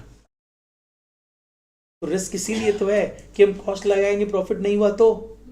अगर मेरे को पता है प्रॉफिट ही होगा, 100% श्योर है, तो रिस्क है ही नहीं. तो यहाँ पे तो रिस्क है ना, लॉस हो सकता है. That is why risk analysis है. और लॉस क्यों हो सकता है, मैं कॉस्टिंग कर रहा हूं, अगर मेरा कॉस्ट ज्यादा लग गया, मेरा सेल्स नहीं बढ़ा, तो नुकसान हो जाएगा, राइट. तो बस यही चीज है, दैट इज वाई इसको हम लोग रिस्क एनालिसिस बोलते हैं. फिक्स कॉस्ट दो तरीके के होते हैं, हमें इन्हीं को रिकवर करने के बारे में सोचना है. One part is operating fix cost,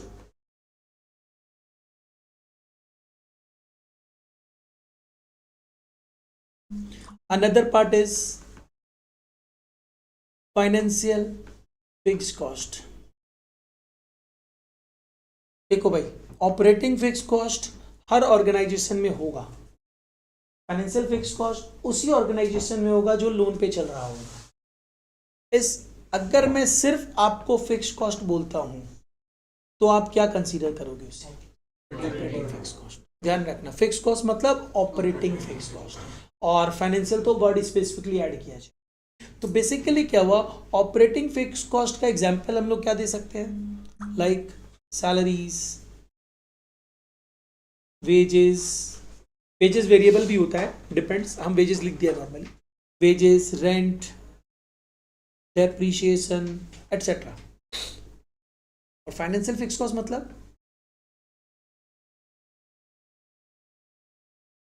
पहले मैंने सैलरीज लिखा है, इंटरेस्ट ऑन लोन ही तो इंटरेस्ट हो गया. हाँ वही इंटरेस्ट बदल तो इंटरेस्ट ऑन लोन होगा, कुछ भी होगा, इंटरेस्ट ऑन डिवेंचर्स होगा. और कोई फाइनेंशियल फिक्स कॉस्ट किसी को पता है क्या,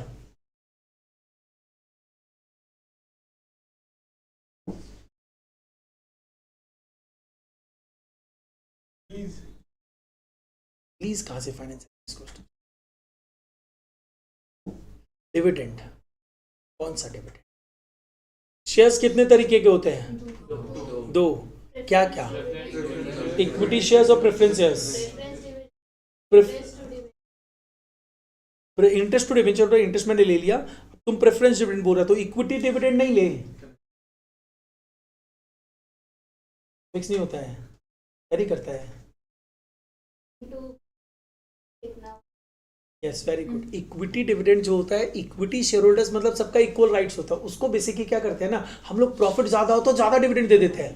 तुम लोग कभी कभी जैसे जी बिजनेस या CNBC ये सब देखा करो, या मनी कंट्रोल बोल के तो एप्लीकेशन है, उसमें देखो कभी कभी कंपनी डिविडेंड 5000% डिविडेंड दे रहा है, 500% डिविडेंड दे रहा है. वो सब क्या है, इक्विटी शेयर होल्डर्स को दे रहा है. प्रेफरेंस शेयर होल्डर्स का फिक्स डिविडेंड होता है, मैंने तुमसे कमिटमेंट एग्रीमेंट किया 10% डिविडेंड देंगे, प्रॉफिट का 10% नहीं, तुम्हारा जो कैपिटल है उसका 10% मैं तुमको दूंगा, भले प्रॉफिट बम्पर प्रॉफिट हो या लॉस हो. सही बोल रहा हूं मैं, ये तुम लोग शेयर चैप्टर कर चुका है, चल रहा है. प्रेफरेंस डिविडेंड जैसे मैंने क्या बोला, प्रॉफिट बम्पर होगा तो भी तुमको 10% ही देंगे, लॉस होगा तो भी 10% ही देंगे. सही बोल रहे हैं हम, ये गलत बोल रहे हैं. डिविडेंड का मतलब थोड़ी देर पहले मैंने क्या बोला था, डिवीजन ऑफ द प्रॉफिट. चाहे वो प्रेफरेंस शेयर्स हो या इक्विटी शेयर्स हो, प्रॉफिट को ही डिवाइड करेंगे तुम्हारे साथ. तो अगर प्रॉफिट नहीं हुआ तो प्रेफरेंस शेयर होल्डर्स को भी डिविडेंड नहीं दिया जाता है. प्रॉफिट नहीं हुआ तो प्रेफरेंस शेयर होल्डर्स को भी डिविडेंड नहीं दिया जाता है, ध्यान रखना. प्रॉफिट होगा तो ही उसको डिविडेंड देंगे. वो क्यूमुलेटिव प्रेफरेंसेस में होता है. क्यूमुलेटिव मतलब तुम्हारा एक्यूमुलेट होगा, जब नेक्स्ट ईयर प्रॉफिट होगा देन आई विल पे. तो वो बेसिकली क्यूमुलेटिव प्रेफरेंसेस होगा, तभी होगा, अदरवाइज नहीं होगा. तो नॉर्मली ध्यान रखना, प्रेफरेंस शेयर होल्डर्स को भी तभी डिविडेंड मिलता है जब प्रॉफिट होता है, और अगर तुम्हारे पास क्यूमुलेटिव प्रेफरेंसेस है तो तुम्हें मिलेगा डिविडेंड, लेकिन अभी तो नहीं मिलेगा, अभी तो लॉस है। अगर प्रॉफिट हुआ तो आई विल पे। तो ये जो अगर प्रेफरेंस डिविडेंड अराइज हो जाता है क्यूमुलेटिव प्रेफरेंसेस के ऊपर कि मैं दूंगा जब प्रॉफिट होगा, तो दैट बिकम्स द, उसको नाम दिया जाता है earlier preference dividend, that is a contingent liability. Contingent liability क्या होता है, कौन बताएगा? और बता रहे क्या, बता, और रिकॉल कर रहा है? ठीक है, हम इन लोग से पूछने का कोशिश करते हैं, तुम तब तक सोच। To be or not to be? To be और नॉट टू बी, ऐसा ही कुछ है। और एक एग्जांपल दे, हम तो एक अर्लियर प्रेफरेंस डिविडेंड दे दिया, और एक एग्जांपल दे। अरे लोग फर्स्ट सेम वाला बच्चा लोग तो अभी अभी क्लास 12 पास आउट करके आया है, तो लोग भी पढ़ा होगा, है ना? अरे रिटेन अर्निंग कहाँ से हो जाएगा कंटीजेंट लायबिलिटी? बता, तुम भी तो फर्स्ट सेम में और तुम भी फर्स्ट सेम में है। अच्छा, तुम भी तो लास्ट ईयर ही पास किया होगा। नहीं, अच्छा इसी साल पास की होगी। अच्छा हाँ, भूल गया तुम भी, बहुत दिन हो गए। बहुत दिन हो गया। प्रपोज डिविडेंड होता है एक, कुछ याद है? Bill discounted but not matured. Contingent liability होता है, कंटीजेंट लायबिलिटी मतलब that possible liability which may और may not arise depending upon some future certain event. एक इवेंट के होने के ऊपर डिपेंड करता है। तो मैंने उसको क्या बोला कि भाई तुमको डिविडेंड देंगे, जब प्रॉफिट होगा तो देंगे, तो प्रॉफिट होगा तो देंगे, नहीं होगा तो नहीं देंगे। That is why it is a contingent liability. और कंटीजेंट लायबिलिटी दिखाते कहाँ पे, बैलेंस शीट में या पीएल में? अभी हम बॉडी लायबिलिटी यूज करो तो बैलेंस शीट में दिखाएंगे। अब बैलेंस शीट में कहाँ पे दिखाएंगे, लायबिलिटी साइड में कि एसेट साइड में? लायबिलिटी साइड में। सभी को यही बोल रहा है, दिखाते ही नहीं है बैलेंस शीट में, because it's a contingent. Footnote to the balance sheet में दिखाते हैं। कंटीजेंट लायबिलिटी कभी भी बैलेंस शीट में नहीं दिखाया जाता है, बैलेंस शीट के नीचे फुट नोट में दिखाया जाता है। फुट नोट मतलब बैलेंस शीट के नीचे। चलो एनीवे, अब मूव ऑन करते हैं। यहां पे हम लोग को समझ में आया कि फाइनेंशियल फिक्स कॉस्ट में एक तो इंटरेस्ट होता है और दूसरा क्या हो सकता है, प्रेफरेंस डिविडेंड।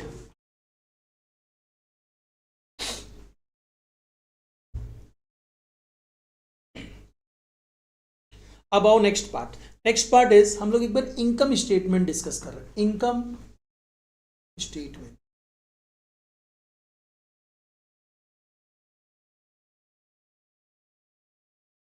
देखो सबसे पहले विल टेक सेल्स। सेल्स में सबसे पहले कॉस्ट कौन सा रिकवर करना चाहेंगे, वेरिएबल कॉस्ट। और अगर वेरिएबल कॉस्ट रिकवर नहीं हो रहा है तो हम लोग क्या करेंगे, शट डाउन कर देंगे। हाँ, कॉस्ट कटिंग का सोचेंगे, नहीं हुआ तो बिजनेस बंद कर दो या प्रोडक्ट लाइन को बंद कर दो। दिस इज कॉल्ड, पता है क्या, कॉन्ट्रीब्यूशन।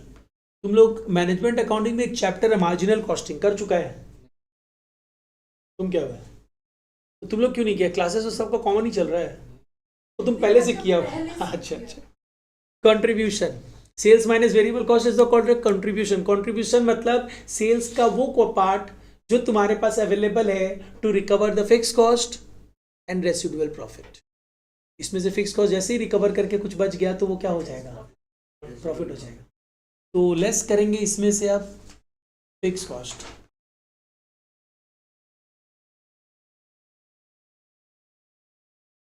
जैसे ही तुम फिक्स कॉस्ट लेस करोगे तुमको क्या मिलेगा, प्रॉफिट और EBIT। हाँ, EBIT, जिसको हम बोलते हैं earnings before interest and tax. पूरा फुल फॉर्म लिख सकते हो, EBIT एब्रीविएशन भी यूज होता है, यूज कर सकते हो। Earnings before interest and tax. Fix cost मतलब ऑपरेटिंग फिक्स कॉस्ट। अब हम लोग यहां पे क्या करेंगे, एक बार रुक जाते हैं। देखो हमारा फिक्स कॉस्ट क्या बताएगा, पता है?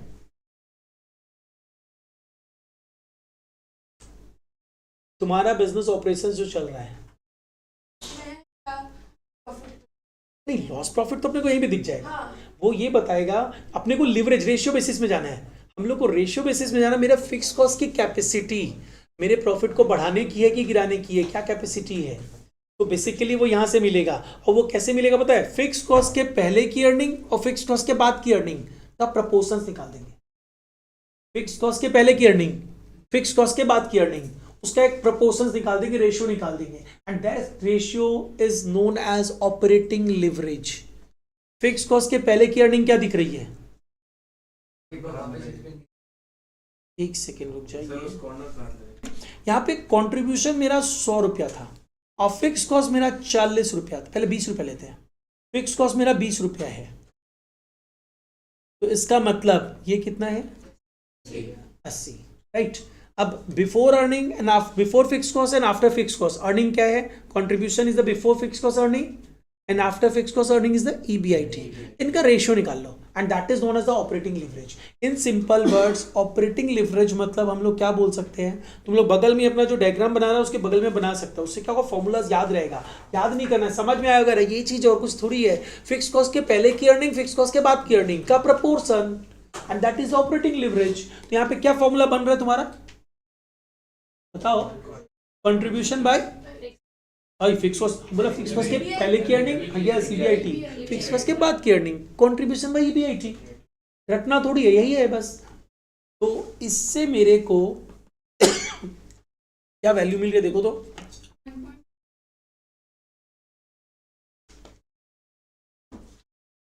It's 1.25, right. फिक्स कॉस्ट दिख रहा है ना तुमको? जब भी फिक्स कॉस्ट दिखेगा तो ये जो लिवरेज तुम्हारा होगा ना, मोर देन 1 होगा। और जितना ज्यादा फिक्स कॉस्ट दिखेगा ना, ये लिवरेज बढ़ता जाएगा। तो अभी ये क्या बता रहा है? ये बता रहा है कि since there is a fix cost we have a operating leverage of 1.25 and which defines कि हमारा ऑर्गेनाइजेशन अपने अर्निंग को बूस्ट कर सकता है इस फिक्स कॉस्ट के चलते, क्योंकि ये मोर देन 1 है।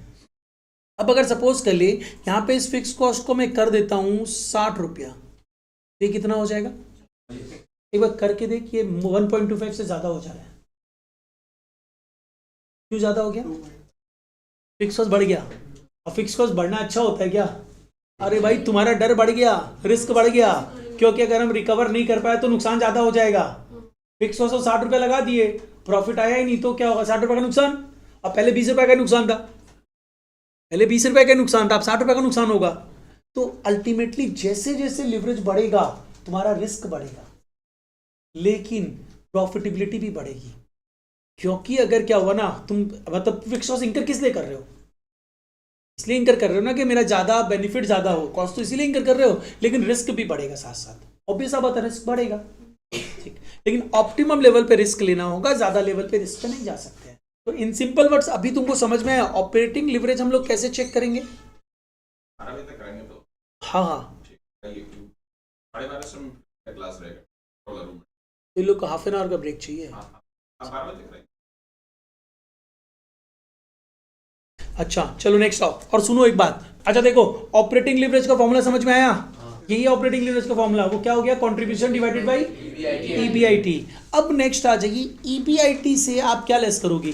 EBIT से आप लेस कर दो interest, that is a financial fix cost. फिर जो वैल्यू आएगी इसको क्या बोलोगे? EBIT। इंटरेस्ट के पहले की अर्निंग, इंटरेस्ट के बाद की अर्निंग। इंटरेस्ट के पहले की earning is the EBIT, interest के बाद की earning is the EBT। Interest का प्री इफेक्ट, इंटरेस्ट का पोस्ट इफेक्ट, दोनों दिख रहा है, बस उसका रेशियो निकाल दो, तुमको पता चल जाएगा तुम इसको कवर कर सकते हो कि नहीं। तो यहाँ पे हम लोग क्या करेंगे? इसका मतलब इसका फॉर्मूला तुम्हारा क्या हो जा रहा है बताओ तो? यस, रटना नहीं है, ध्यान रखना कि यही होगा। तो फाइनेंशियल लिवरेज का अपना फॉर्मूला हो जाता है EBIT डिवाइडेड बाय EBT। अभी इसमें जैसे ऑपरेटिंग लिवरेज में एनालिसिस पार्ट बताया था, थोड़ा सा उतना डिस्कस नहीं करेंगे। अभी हम लोग खाली फॉर्मूला पे स्ट्रेस दे रहे हैं, फिर हम लोग नेक्स्ट क्लास जो रहेगी कल की क्लास में डिस्कस करेंगे इसका इफेक्ट क्या है, क्यों, ज़्यादा होने से क्या होगा, कम होने से क्या होगा। अब आओ EBT के बाद हम लोग क्या करते हैं? यस, अब गवर्नमेंट को टैक्स दे दो। टैक्स देने के बाद जो बचता है उसको क्या बोलते हैं? अर्निंग आफ्टर टैक्स बोलते, पैट बोलते, प्रॉफिट आफ्टर टैक्स बोलते, जो मैंने बोल सकता है। अब इसके बाद तुम क्या करोगे? लेस इसमें से क्या करते हैं? शेयर होल्डर्स को उनका पैसा देते हैं, रिजर्व्स में ट्रांसफर करते हैं। हम लोग रिजर्व्स में ट्रांसफर की बात अभी नहीं करेंगे, FM में है अपने, तो हम लोग सिर्फ डिविडेंड की बात करेंगे। तो इसमें से किसको डिविडेंड देते हैं? कौन से शेयर होल्डर को? पहले प्रेफरेंस को दे देते हैं, तो लेस प्रेफरेंस डिविडेंड। तो प्रेफरेंस डिविडेंड देने के बाद जो पार्ट बचता है उसको क्या बोला जाता है? और रिटेन अर्निंग इसको नहीं बोलते हैं, इक्विटी अर्निंग्स बोलते हैं इसको, है ना। अब इक्विटी अर्निंग से क्या करते हैं? इक्विटी अर्निंग्स मतलब क्या हो गया? पैट मतलब हुआ ये पैसा, देख एक सबका मतलब होता है। ईबीआईटी का मतलब क्या होता है पता है? वो अर्निंग जिसमें से इन्वेस्टर्स को पैसा दिया जाएगा। इन्वेस्टर्स मतलब लोन प्रोवाइडर्स, शेयर होल्डर्स। तो देख ईबीआईटी में से तुम इंटरेस्ट पे कर रहे हो, ईबीआईटी में से प्रेफरेंस डिविडेंड पे कर रहे हो, ईबीआईटी में से तो जा रहा है, और इसी में से क्या करेंगे अपने लास्ट में जाके इक्विटी डिविडेंड पे कर देंगे। और इक्विटी डिविडेंड पे करने के बाद जो अमाउंट बचेगा that will be termed as, कोई कुछ बोल रहा था ना, retained earning. This is retained earning.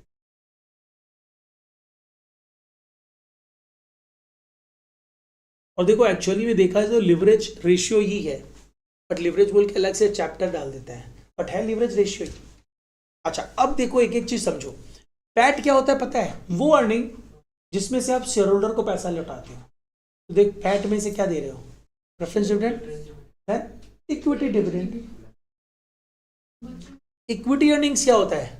वो अर्निंग जिसमें से इक्विटी शेयर होल्डर्स को पैसा दिया जाता है। तुम लोग एक टर्म सुना है ईपीएस, अर्निंग पर शेयर।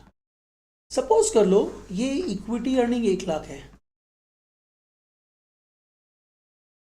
और इक्विटी अर्निंग मतलब इक्वल शेयर होल्डर्स का अर्निंग, इक्वल मतलब इक्विटी। तो सपोज कर ले 10,000 शेयर्स हैं, हो सकता है इसके पास 1000 शेयर्स है, इसके पास 500 शेयर्स है, इसके पास 100 शेयर्स है, इसके पास 200 शेयर्स है, ऐसे कर करके है। तो हम लोग तो निकालना चाहते हैं, पहले ये देखते हैं एक एक शेयर के ऊपर शेयर होल्डर का अर्निंग कितना है। तो अपने 1 लाख अर्निंग है, 10,000 शेयर्स है, डिवाइड कर दो, तुमको क्या मिल जाएगा? एक शेयर पर earning, EPS, earning per share. तो अर्निंग पर शेयर मतलब क्या हो गया? Equity earnings divided by number of equity shares, not preferences, number of equity shares. तुमको पता चल गया एक शेयर पे 10 रुपए का अर्निंग है, मतलब इसका अर्निंग कितना हुआ? 1000 इंटू 10, इसका अर्निंग कितना हुआ? 500 इंटू 10, उसका अर्निंग कितना हुआ? 200 इंटू 10। बट ये अर्निंग्स है, अभी कंपनी तुमको दे नहीं रहा है, अब कंपनी उसमें से डिविडेंड देगा तुमको, ठीक है। तो वो डिविडेंड तुमको मिल गया, जो बचा कंपनी रख लिया, यूज करेगा री इन्वेस्टमेंट के लिए। तो ये प्रोसेस है पूरा। इक्विटी ईपीएस का फॉर्मूला भी लिख लेते हैं। क्या फॉर्मूला था? बोलो बोलो फॉर्मूला, तुम बता भाई, उसको बताने बोलो।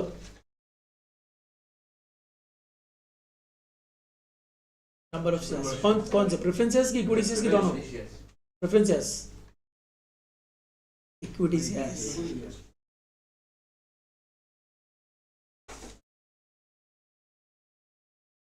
Equity earnings divided by number of equity shares.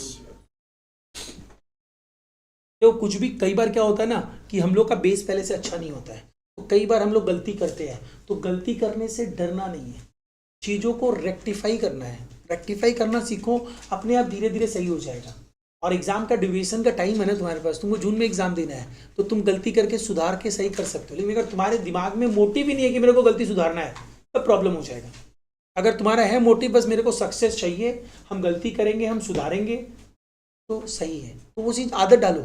देखिए स्टूडेंट आदत होना चाहिए, तो तुम बहुत अच्छा कर सकता है। तो equity earnings divided by number of equity shares is the EPS. यहाँ तक तो सही है। लिवरेज देखो, वैसे तो लिवरेज पार्ट है, रेशियो है, लेकिन नॉर्मली 3 लिवरेज डिस्कस करना है तुमको। One is operating leverage. Operating leverage मतलब स्टाफ का सैलरी, रेंट वगैरह, मतलब बिजनेस ऑपरेशंस को बात करता है। अगर बिजनेस ऑपरेशन ही गड़बड़ हो जाए तो बिजनेस ही गड़बड़ हो जाएगा ना। यानी operating leverage defines business risk. अब फाइनेंशियल लिवरेज डिफाइंस, तुम पैसा नहीं दे पाओगे तो बैंक वाला क्या करेगा? तुम्हारे पास आएगा, तुम्हारे पे पेनल्टी इंपोज करेगा, डिमांड करेगा, यही सब चलता रहेगा। फाइनेंशियल रिस्क, लोन नहीं लौटा पाओगे, है ना। तो बेसिकली क्या हुआ? Financial leverage defines financial risk, operating leverage defines business risk. And अगर दोनों कॉस्ट को ले ले तो टोटल रिस्क। टोटल रिस्क की बात अपने नॉर्मली नहीं करते। अगर हम लोग लेकिन निकालना चाहे कि सर कंबाइंड लिवरेज बताइए ना, कंबाइंड लिवरेज क्या करेंगे? हम लोग इस फिक्स कॉस्ट और इस फिक्स कॉस्ट के पहले की अर्निंग और बाद की अर्निंग को ले लेंगे। इसके पहले की अर्निंग क्या है? कंट्रीब्यूशन। और बाद की अर्निंग क्या है? ईबीआईटी नहीं, ईबीटी, है ना? समझ में आ रहा है ना सब? जहां नहीं समझ में पूछो आराम से। तो बेसिकली क्या हुआ? Contribution by EBT is the combined leverage. तुम लोग बोलेगा सर आप प्रेफरेंस डिविडेंड भी तो बोले थे, उसको तो ले ही नहीं रहे।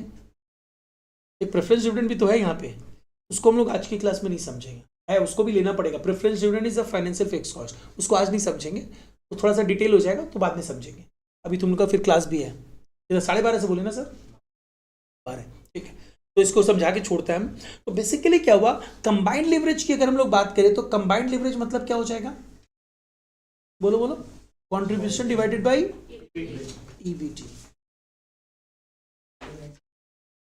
हाँ वो ये बताने जा रहा हूँ, बट ये बता दिया कि ये ग्रेजुएट है।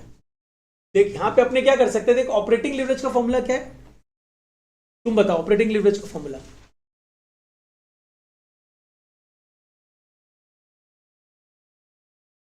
Contribution divided by EBIT. अच्छा तुम बता फाइनेंशियल लिवरेज का formula. EBIT divided by EBT.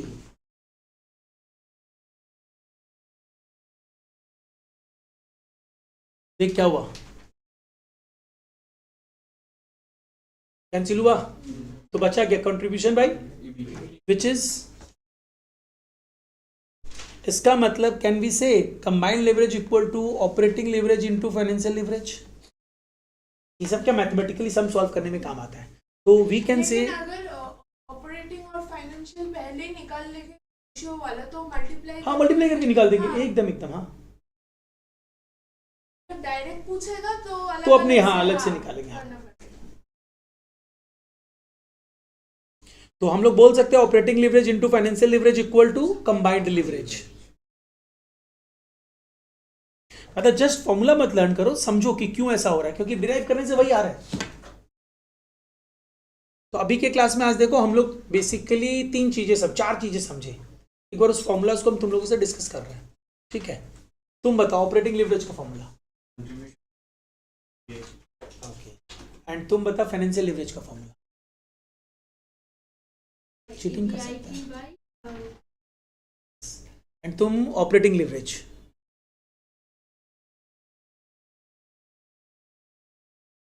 Good. And तुम बता EPS, earning per share. EPS, EPS पूछा।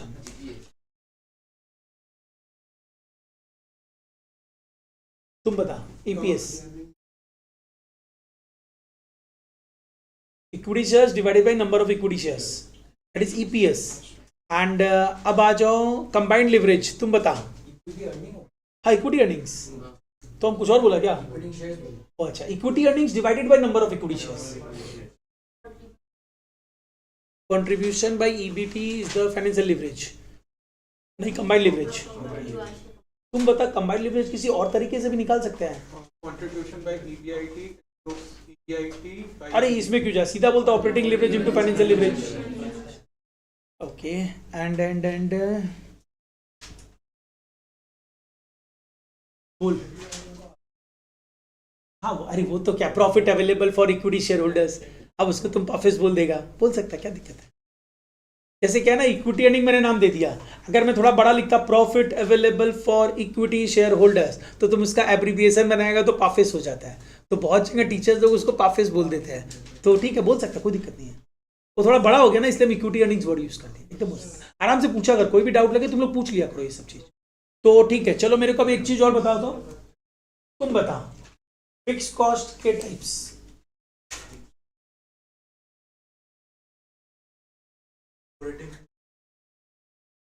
एंड तुम बता ऑपरेटिंग फिक्स कॉस्ट किस रिस्क को डिफाइन करता है, कौन से रिस्क को डिफाइन करता है? अभी हम बताया था ऑपरेटिंग लिवरेज अगर गड़बड़ हुआ तो पूरा बिजनेस हिल जाएगा। हिंट दे दिया पूरा कंप्लीट तुमको हम। Business risk, operating leverage defines business risk and financial leverage financial risk. ठीक है, एक छोटा सा सम कर ले क्या हम लोग? हाँ टाइम है अभी।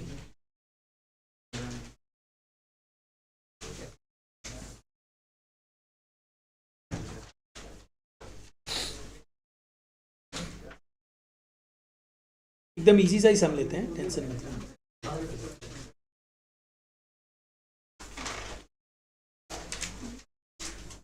चलो दिस वन, क्वेश्चन नंबर 1 में आ जाओ।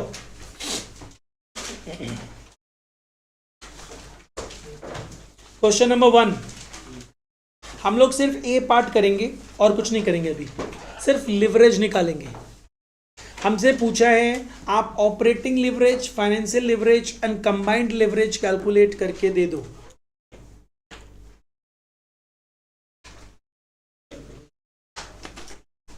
देखो नॉर्मली बहुत इजी सा टॉपिक है, बस इनकम स्टेटमेंट को थोड़ा सा ठीक करना है तुमको। थोड़ा सा क्या ठीक करना है, यहीं से हो जाएगा। तुम लोग आंसर दे सकते हो डायरेक्टली, स्टडी मेट में ही चाहे तो आंसर दे सकते हो। तो देखो ऑपरेटिंग लिवरेज क्या हो जाएगा, नहीं स्टडी मेट पे तुम लोग डायरेक्टली नहीं दे सकते हो, तुम लोग को यहाँ पे कंट्रीब्यूशन निकालना पड़ेगा। चलो एक बार जल्दी से आ जाओ, सॉल्व करो क्वेश्चन नंबर 1। फिर से इनकम स्टेटमेंट बनाओ।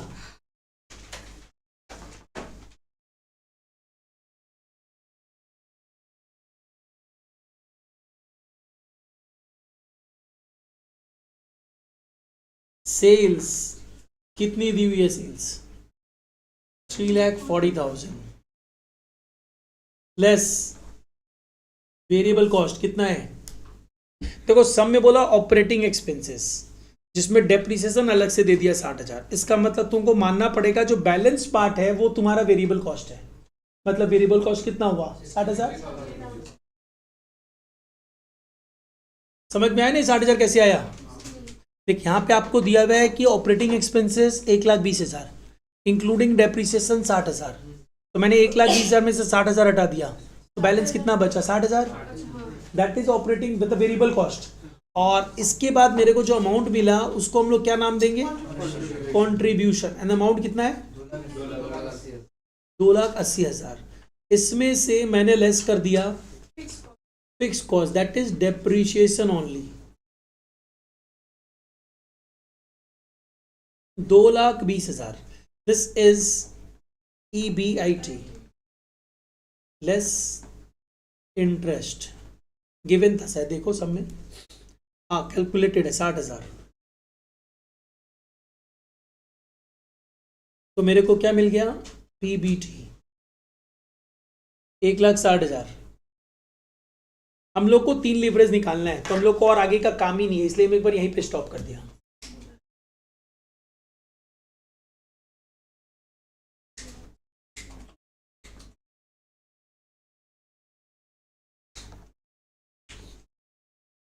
Contribution is 2,80,000 divided by EBIT is 2,20,000।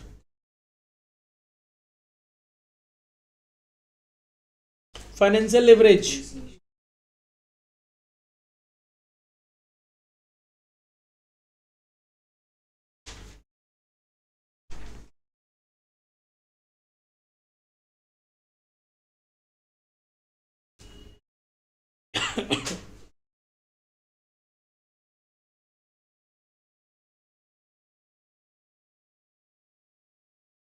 यहाँ पे तो टैक्स क्या दरकार माइनस करने का? अपने को तो फाइनेंशियल लिवरेज के लिए टैक्स का काम ही नहीं है। हम लोग तो इंटरेस्ट के पहले अर्निंग देंगे, इंटरेस्ट के बाद अर्निंग देंगे, दैट्स इट। EBIT लेस ओ interest. EBIT by EBT, EBIT कितना था? 2,20,000 डिवाइडेड बाई EBT इज 1,60,000। कितना कितना आया बताओ तो? ऑपरेटिंग लिवरेज आया 1.27 एंड फाइनेंशियल लिवरेज। अब कंबाइंड लिवरेज भी निकाल देते हैं। Operating leverage into financial leverage that is 1.272 into 1.375।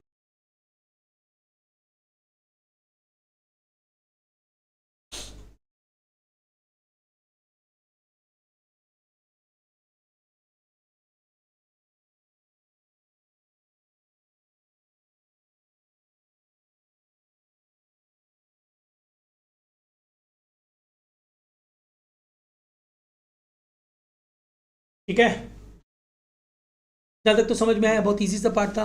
अब एक काम और कर दो, मेरे को ईपीएस भी बता दो। ईपीएस तुम लोग डायरेक्टली स्टडी मेट में चले जाओ, वहीं से आंसर देख के बता दो। किसी को भी डाउट है तो डिस्कस कर लो। EPS, EPS not equity earnings, EPS earning per share बताना है। सबको कैलकुलेट करो, जिससे मैं पूछूं वही आंसर देना।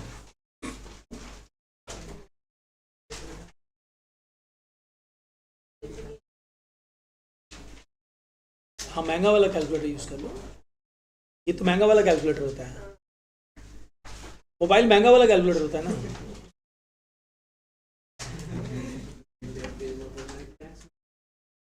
क्यों कर क्यों रहे, ऑलरेडी तो आंसर है तुम्हारे पास। 10 कैसे आएगा? हाँ, 10 rupees per share is not the earning, that is the, वो शेयर्स का वैल्यू है, एक शेयर का फेस वैल्यू।